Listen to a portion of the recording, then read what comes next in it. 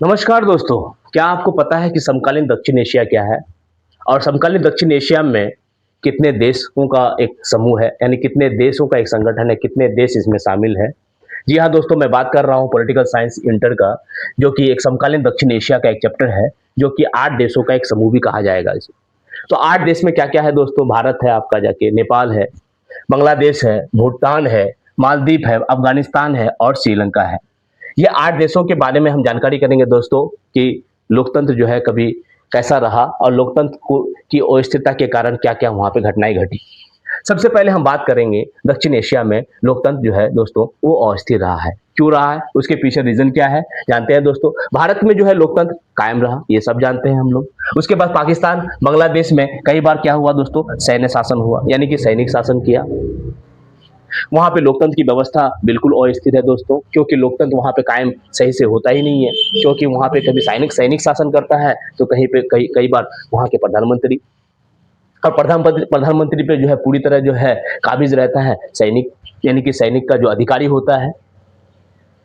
दूसरी बात हम लोग कहते हैं आपका जाके नेपाल में पहले राजशाही था दोस्तों, यानी कि राजा हुकूमत करता था, उसके बाद फिर लोकतंत्र में परिवर्तन हो गया।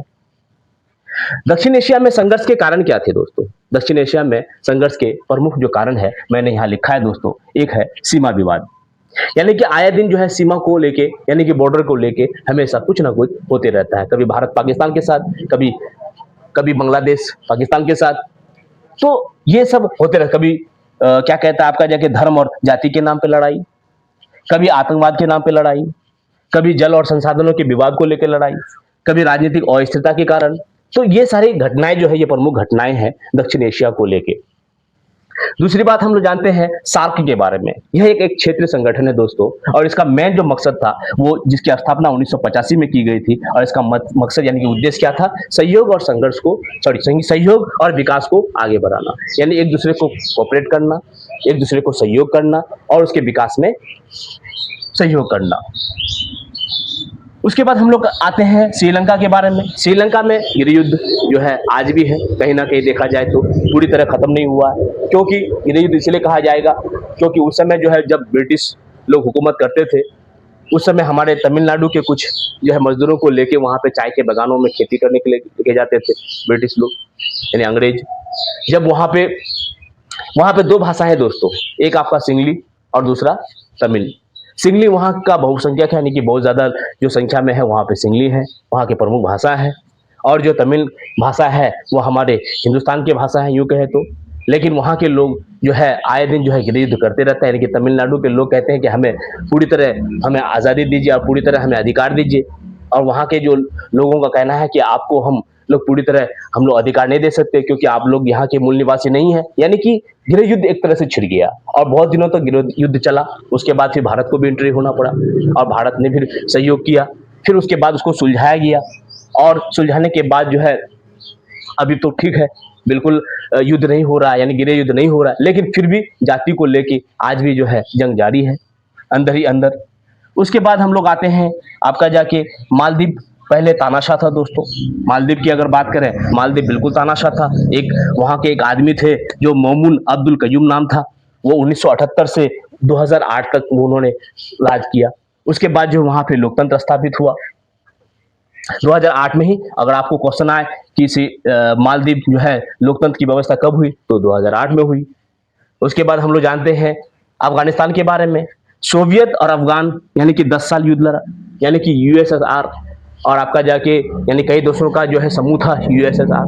और उसके बाद जो है अफगानिस्तान के साथ हमेशा युद्ध रहा, 10 साल युद्ध लड़ा। उसके बाद फिर 9/11 युद्ध जो हुआ, यानी कि जो कुछ अलगाववादी यूँ कहे कि वहाँ के जो कुछ संगठन है, वहाँ के तो नहीं, आतंकवाद के कुछ संगठन जो है अमेरिका पे वार कर दिया। वहाँ के व्हाइट हाउस में जो है बम गिराया, यानी कि यूँ कहे तो प्लेन वहाँ पे हाईजैक हुआ था। तो जिस वजह से वहाँ के जो राष्ट्रपति थे उन्होंने वहाँ पे सैनिक भेज दिया, शक के बुनियाद पे कि यहीं से आतंकवादी पनपता है और यहीं से गया होगा। और उन्होंने 20 साल वहाँ पे रखा, यानी कि 2001 से लेकर 2020 तक वहाँ पे जो है सैनिक भेजा और सैनिक को वहाँ पे रखा। उसके बाद जो है वहाँ पे वो 2021 में 2001 में जो है वहाँ से उन्होंने उसको हटा, यानी कि 2021 में जो है वहाँ से बुला लिया गया। यानी कि सारे सैनिकों को अमेरिका बुला लिया गया, जिस वजह से वहाँ पे तालिबान के जो संगठन थे वो फिर हुकूमत कर ली, यानी कि उन्होंने राज कर लिया। उसके बाद हम लोग आते हैं आपका जाके भूटान के बारे में। भूटान एक खुशहाल देश है दोस्तों। वहाँ पे सिर्फ वहाँ का एक ही मोटो है कि लोग खुश रहे, जैसे भी रहे लेकिन लोग खुश रहे। वहाँ पे खुशहाली बहुत मायने रखता है और भारत के साथ अच्छा संबंध भी है। अफगानिस्तान के बारे में तो आपको बता ही दिया। तो ये दक्षिण यानी समकालीन दक्षिण एशिया को मैंने बिल्कुल शॉर्ट में कर दिया। आपको सिर्फ 8 देशों का नाम याद रखना है: भारत, नेपाल, अफगानिस्तान, मालदीव, श्रीलंका। यानी ये सब देशों के बारे में आपको याद रखना है। बिल्कुल ये चैप्टर इजी हो जाएगा। और बहुत सारे बच्चे जो कहते हैं हमें समझ में नहीं आता, बिल्कुल आसान है दोस्तों। इसको आसानी से आप पढ़िएगा तो बिल्कुल आसान लगेगा। और आपको बिल्कुल आप सोच लीजिएगा ये बहुत ही टफ क्लास है तो फिर टफ लगने लगेगा। मैंने आपको आसान कर दिया, यानी कि शॉर्ट ट्रिक में कर दिया। इस शॉर्ट ट्रिक को आपको याद रखना है, यानी 8 देशों को आप याद रखिए, आपका जो सब्जेक्ट है वो बिल्कुल ईजी लगेगा।